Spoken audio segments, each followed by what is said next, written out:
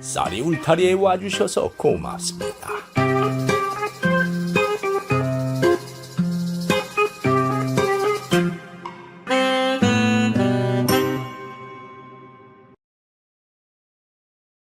이번 이야기는 과부를 업어간 스님에 대한 이야기입니다.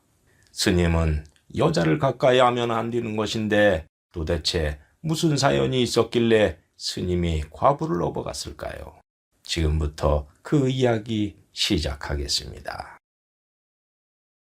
옛날 경기도 양평에 박씨성을 가진 과부가 살았습니다.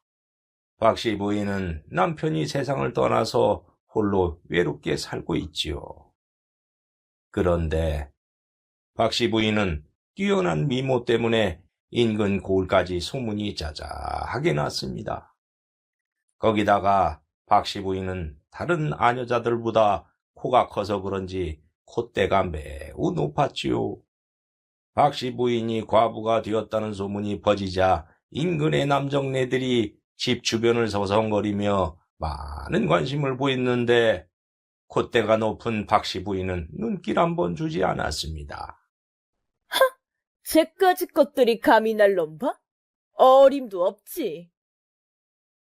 부인은 자기 정도의 얼굴과 몸매라면은 만석군 정도의 부자는 돼야 남편 자격이 된다고 생각했지요. 그래서 웬만한 사내에게는 눈길도 주지 않았지요.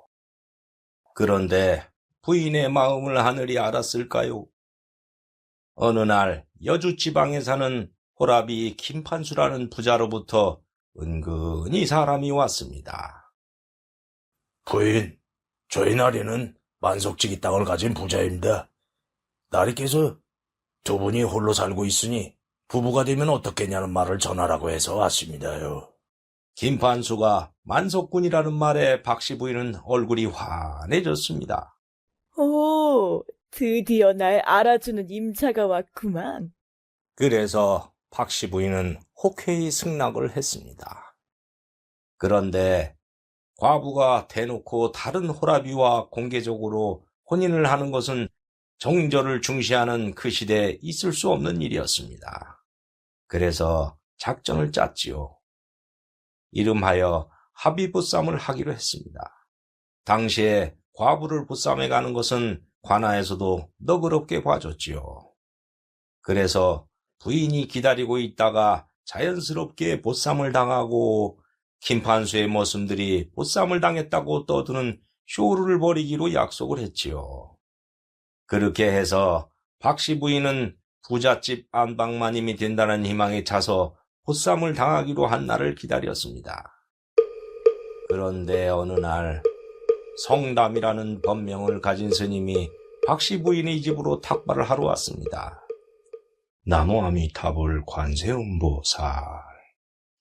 보살님, 먹다 남은 음식도 좋으니 조금만 시주를 부탁드립니다.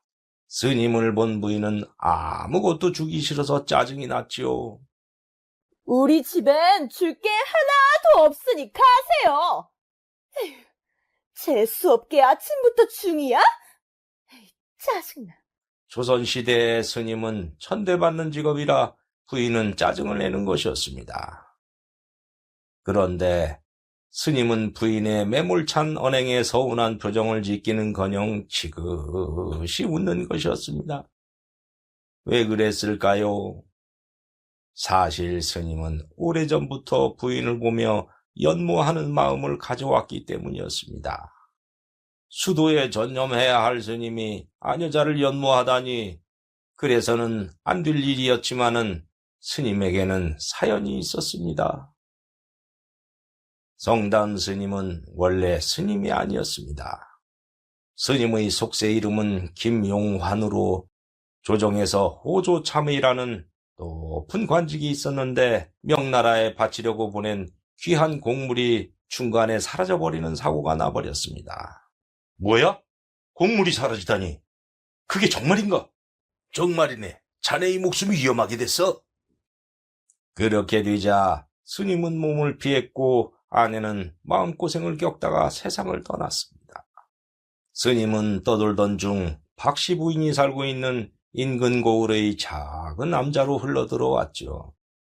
그리고 암자를 홀로 지키던 늙은 스님을 모시고 잡스러운 일을 하며 살았는데 주지 스님이 절에서는 절복을 입어야 한다면서 머리를 깎아주고 승복을 입혀주었습니다. 헌데 어느 날 노스님이 갑자기 돌아가시자 갈 곳도 없는지라 홀로 암자를 지키며 살고 있었습니다. 그래서 성담 스님은 승복만 입었을 뿐 속세 사람이라고 할 수 있으니 부인을 연모하는 것도 이해가 갈 일 아니겠습니까? 어쨌든 스님은 노스님을 따라서 불경도 보고 참선도 조금 해서 뭔가 보는 눈이 생겼을까요? 부인이 콧대가 높기는 하지만 본바탕은 나쁜 사람이 아니어서 잘 닦아내기만 하면 착한 사람이 될 것이라는 것을 내다봤습니다. 그래서 연모하는 마음을 가지게 되었지요. 어쨌든 스님은 부인이 박대를 하든 말든 이소를 지으며 떠났습니다. 그런데 며칠 후 박씨 부인이 약속 보쌈을 한다는 것이 새어나가서 장터에서 탁발을 하던 스님의 귀에까지 들렸는데 내일 밤이 약속 보쌈을 하는 날이라고 하는 것이었습니다. 그 말을 들은 성담 스님은 더 늦으면 안 되겠다는 생각에 이리저리 생각하다가 작전을 짰습니다. 내일 밤 만석군의 장정들은 깊은 밤에 올 것이 뻔했으므로 초저녁에 미리 가서 부인을 보쌈해버리기로 한 것이지요. 스님은 다른 고을에 가서 장정 몇 사람에게 엽전을 주면서 보쌈을 할 때 뒤에서 소리를 질러달라는 부탁을 했습니다. 다음 날 약속한 밤이 오자 부인은 호롱불을 끄고 잔뜩 기대에 차서 이불을 쓰고 누워 있었습니다. 그때 스님이 방문을 조용히 열고 들어왔지요. 부인은 깜깜한 방 안이라 남정대가 보이지 않았지만 기다리고 기다렸던 보쌈이라 눈을 꼭 감고 몸을 내맡겼고 스님은 부인을 큰 자루에 넣어서 들쳐매고 집을 나갔습니다. 그러자 문 밖에서 대기하고 있던 장정들이 따라가는 척 신용을 내며 소리를 질러댔습니다. 박씨 부인이 보쌈을 당했다. 저놈 잡아라, 잡아라. 에이, 그럼 얼마나 빠른지 놓쳐버렸네. 예, 나쁜 놈아, 이놈아. 에이, 가서 잘 살아라. 고을 사람들은 집에서 그 소리를 듣고 속으로 잘 됐다고 생각하며 마음으로 잘 살라고 빌어주었지요. 부인을 들쳐매고 암자의 요사체로 온 스님은 자루를 풀었습니다. 그리고 깜깜한 방 안에서 부인은 스님이 만석군인 것으로 알고 몸을 맡겼고 두 사람은 남녀의 정을 나누었지요.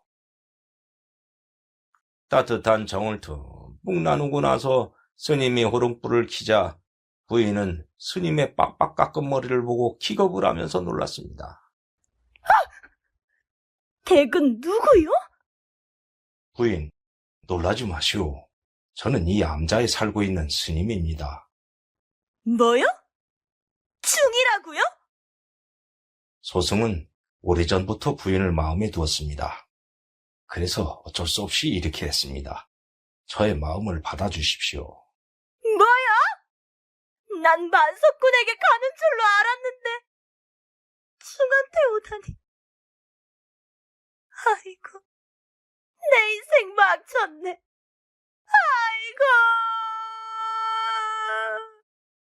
가만, 그러고 보니 우리 집에 가끔 왔던 얼굴이네? 그리고 부인은 가만히 생각해 봤지요. 내일이면 포쌈을 당했다는 소문이 퍼질 것이고 이미 몸을 섞어버렸으니 만석군에게 간다고 해도 피자 맞을 것이 뻔해서 부인은 그야말로 진퇴양난이 되어 어쩔 줄 몰라 했습니다. 어차피 이렇게 된 거 이 암자에서 밥해주는 보살로 있으면서 소승과 함께 사는 것이 어떻겠습니까? 뭐요? 중하고 살라고요? 말도 안 돼요! 부인, 사실 저는 스님이 아닙니다. 예?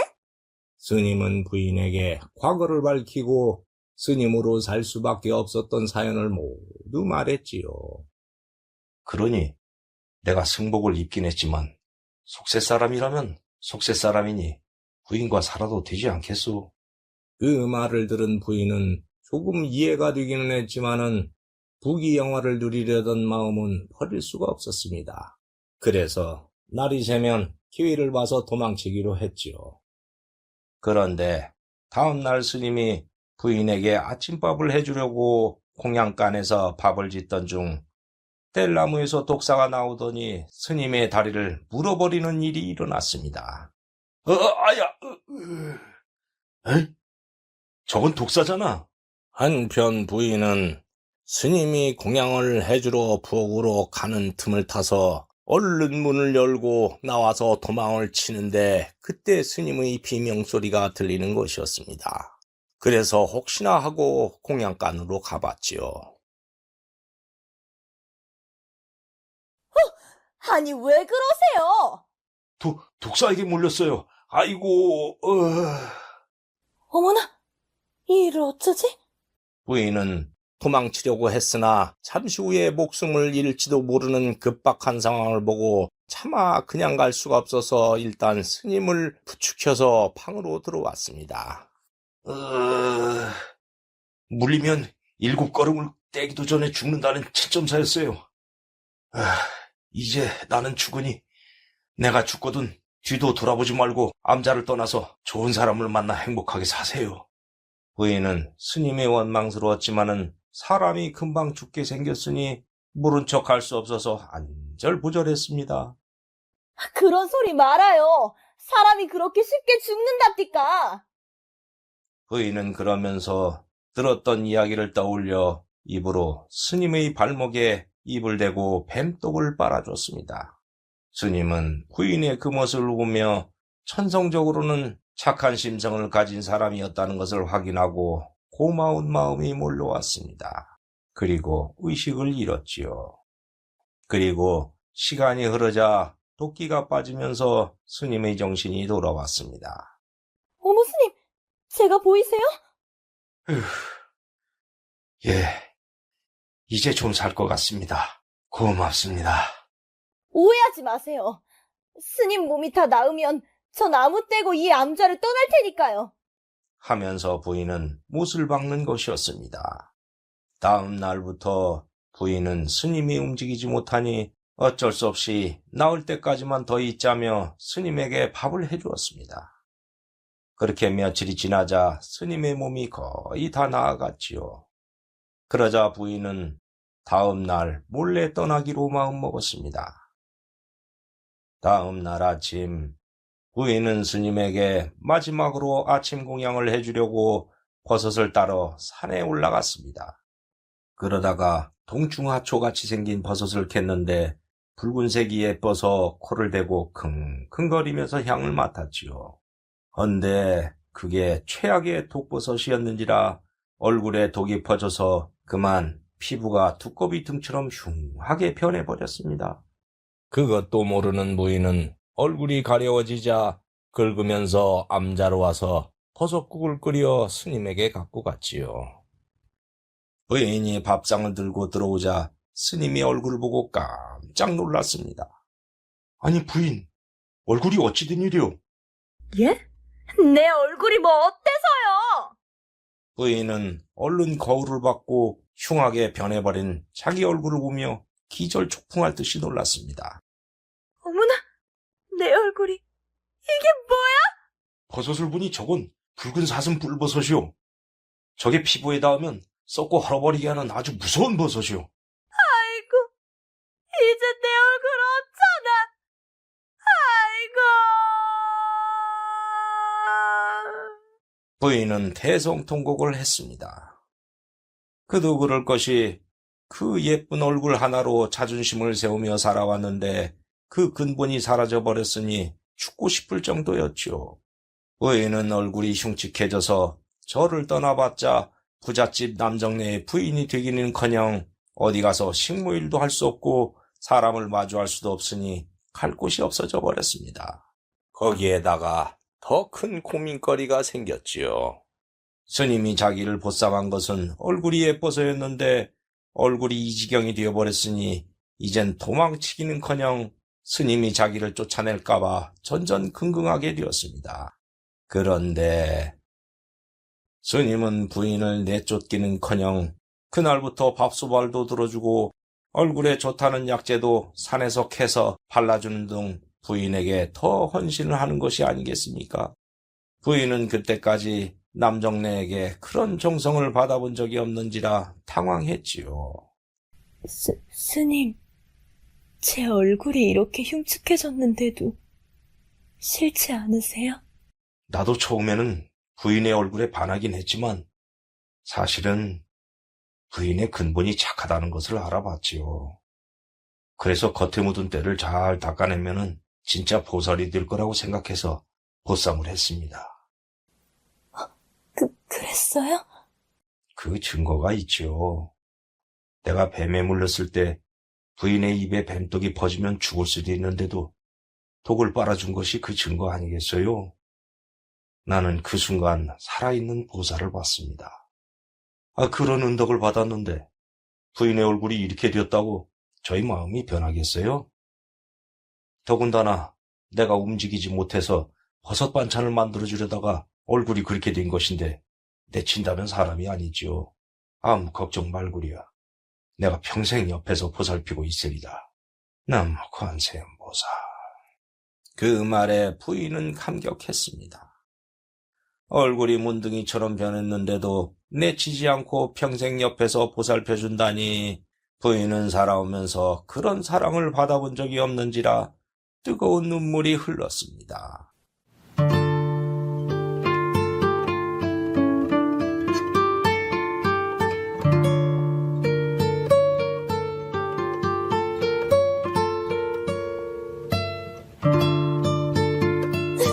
스님,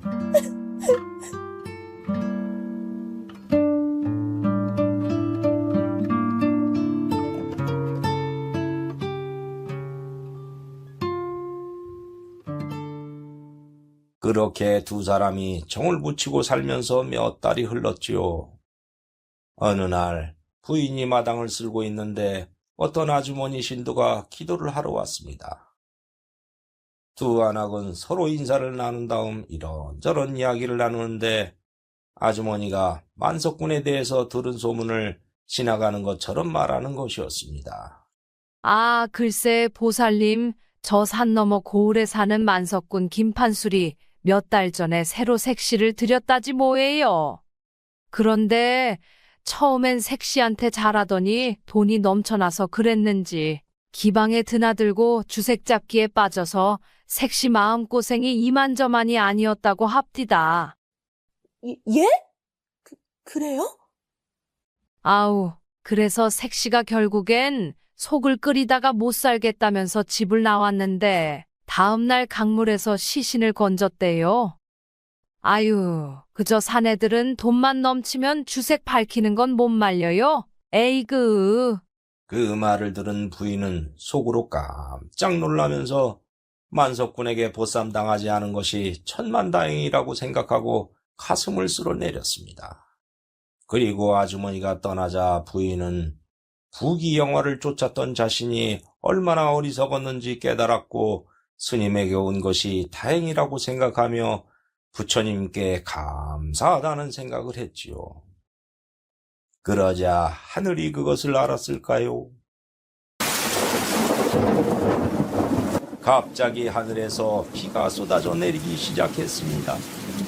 빗줄기가 부인의 얼굴에 흠뻑 젖어들며 씻기자 신기하게도 부인의 얼굴이 원래처럼 돌아오는 것이 아니겠습니까? 어머나 스님, 이게 웬일이에요? 제 얼굴이 예전처럼 돌아왔어요. 부처님께서 자비를 베풀어 주셨나 봅니다. 나무아미타불. 그렇게 두 사람이 오순도순 살고 있는데 어느 날 여신도 아주머니가 와서 호들갑스럽게 말하는 것이었습니다. 스님, 큰일 났어요. 한양에서 온 포졸들이 성담 스님을 찾으며 인근의 암자들을 뒤지고 있대요. 이게 무슨 일이에요? 그 말을 들은 스님과 부인은 깜짝 놀랐습니다. 조정에서 스님이 암자에 숨어 있다는 것을 알고 체포하러 온 것이 틀림없었기 때문이었습니다. 아주머니도 무섭다며 떠난 후 두 사람은 어찌할지 갈피를 잡을 수 없었습니다.